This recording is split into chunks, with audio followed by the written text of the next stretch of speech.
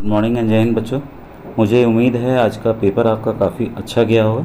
बच्चों मैं आपको NMMS परीक्षा जो कि 24 अप्रैल को आयोजित हुई है 2022 उसके सामाजिक विज्ञान के सबसे पहले पेपर को मैं हल करके आपको बताने जा रहा हूँ, सोशल साइंस के।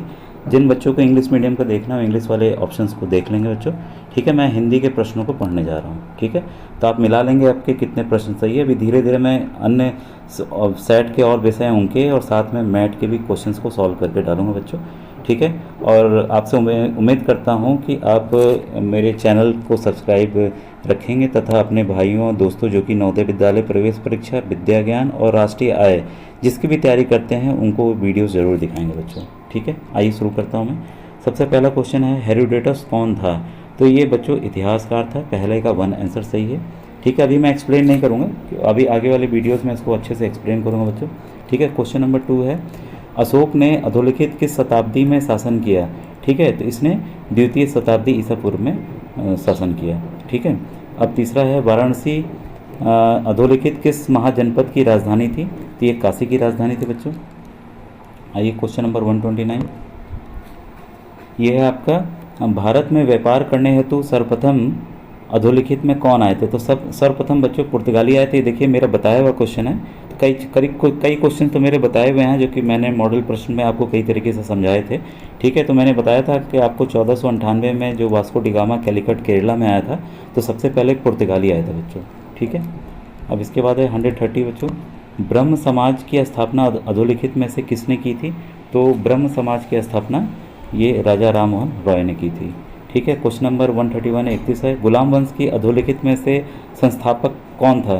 तो इसमें आपका ये कुतुबुद्दीन ऐबक था जो कि मोहम्मद गोरी का एक गुलाम था, उसने ही भारत में गुलाम वंश की स्थापना की थी। फिर 132 है ख्वाजा मोइनुद्दीन चिश्ती की दरगाह अधोलिखित में से कहाँ स्थित है? तो ये बच्चों अजमेर में है, राजस्थान में है, ठीक है। क्वेश्चन नंबर 133 दिल्ली से दौलताबाद राजधानी अधोलिखित में से किसने परिवर्तित की थी?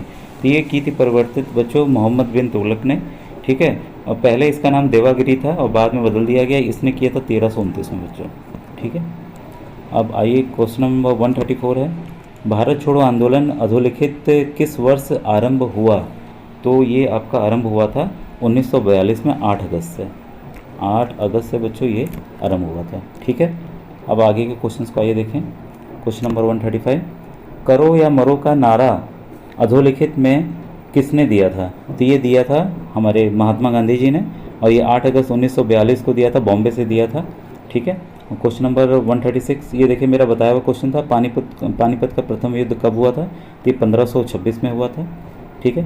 फिर है क्वेश्चन नंबर 137 बौद्ध धर्म नई शाखा महायान का उद्भव अधोलिखित में से किस काल में हुआ था? ये कुषाण काल में हुआ था बच्चों।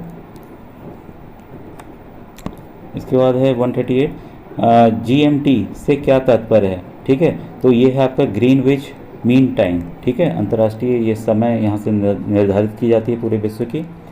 139 है चंद्रमा के अध्ययन को क्या कहा जाता है? तो सेलेनोलॉजी कहा जाता है। क्षेत्रफल की दृष्टि से सबसे बड़ा देश कौन सा है? तो क्षेत्रफल की दृष्टि से सबसे बड़ा देश आपका ये रसिया है, ठीक है। अब है क्वेश्चन नंबर 141 चावल का सबसे ज़्यादा उत्पादक वाला देश कौन है? सबसे प्रथम देखिए बच्चों चाइना है, इसके बाद हमारे भारत देश का नंबर आता है, द्वितीय भारत है। इसके बाद है वर्ल्ड वाइल्ड लाइफ फंड की स्थापना कब हुई थी?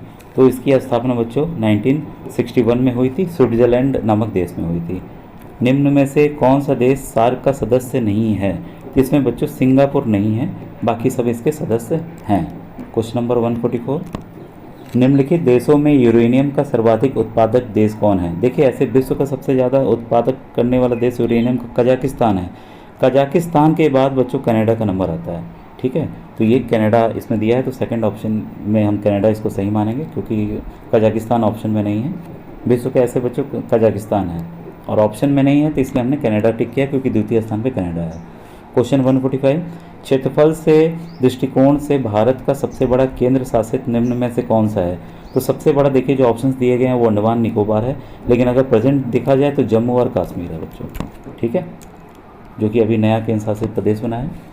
146 पश्चिम बंगाल राज्य की सीमा कितने देशों से संपर्क में आती है? तो ये बच्चों आती है हमारे 3 देशों से संपर्क में आती है। ठीक है, अब ये 3 देश कौन से हैं? बांग्लादेश, नेपाल और भूटान। ठीक है, और क्वेश्चन 147, कौन से वन खारे पानी से भी जीवित रह सकते हैं? ये हमें पता है, मैनग्रोव वन है जो कि सुंदरबन डेल्टा में पाए जाते हैं। हम देखिए क्वेश्चन 148, कौन से द्वीप समूह सुनामी से प्रभावित हुए थे? तो ये हमारा अंडमान निकोबार द्वीप समूह सुनामी से प्रभावित हुआ था। वायुमंडल में कितने प्रतिशत ऑक्सीजन पाया जाता है? तो 21% पाया जाता है। ये तो काफ़ी आसान क्वेश्चन था। अब आइए क्वेश्चन नंबर 150, नगर पालिका का मुखिया कौन होता है? तो मेयर होता है। सर्वोच्च न्यायालय के मुख्य न्यायाधीश की नियुक्ति कौन करता है? तो हमारे राष्ट्रपति करते हैं। भारत में संविधान दिवस कब मनाया जाता है? तो ये आपको 26 नवंबर को मनाया जाता है बच्चों। ठीक है, क्योंकि इसी दिन हमारा संविधान हस्ताक्षर हुआ था पूरे। इसके बाद है योजना आयोग की स्थापना कब की गई थी? तो योजना आयोग की स्थापना बच्चों 1950 में की गई थी। बच्चों के अधिकारों के संरक्षण के लिए राष्ट्रीय आयोग की स्थापना की गई थी, तो ये 2007 में की गई थी। भारत के संविधान के किस अनुच्छेद में अस्पृश्यता का वर्णन है? तो यह अनुच्छेद 17 में, आर्टिकल 17 में है बच्चों। फिर है क्वेश्चन नंबर 156, भारत का संविधान कब लागू हुआ था? तो 26 नवंबर 1949 को हुआ था। इसीलिए तो संविधान दिवस 26 नवंबर को मनाया जाता है। इसके पहले वाला क्वेश्चन था, इसके पहले आया था। निम्न में से कौन मौलिक अधिकारों की श्रेणी में नहीं आता है? तो संपत्ति का अधिकार नहीं आता है, पहले आता था, इसको हटा दिया गया है। क्वेश्चन नंबर 158 है बच्चों, निम्न में से किसे निम्न सदन कहा जाता है? ये बच्चों देखिए बोनस नंबर आपका बनेगा यहाँ पर। कारण क्या है कि इसमें 2 उत्तर सही हैं, एक तो लोकसभा और ये विधानसभा, दोनों उत्तर सही हैं बच्चों। ठीक है, अब भारतीय संविधान निम्नलिखित में से कौन सी नागरिकता प्रदान करता है? तो ये एकल नागरिकता प्रदान करता है। अमेरिका वगैरह में वहाँ दोहरी नागरिकता है। और क्वेश्चन 160 है, मौलिक अधिकारों का संरक्षक है? तो हमारा मौलिक अधिकारों का संरक्षक हमारी न्यायपालिका है। बच्चों उम्मीद है, देखिए ये जो पेपर था, जितने भी पेपर अभी तक आए उसमें से कठिन था, ये हार्ड था बच्चों। ठीक है, तो उससे मायूस मत होइए, अगर कठिन है तो सबके लिए कठिन है। अगर किसी के कम नंबर भी आ रहे हैं तो क्योंकि अब मेरिट बनेगी बच्चों, तो मेरिट के आधार पर ये तय होगा कि इस बच्चे का सिलेक्शन होगा। तो आप परेशान एकदम मत होइए और अभी आने तुरंत वेट कीजिएगा, मैं और वीडियोज़ भेज रहा हूँ। Thank you very much.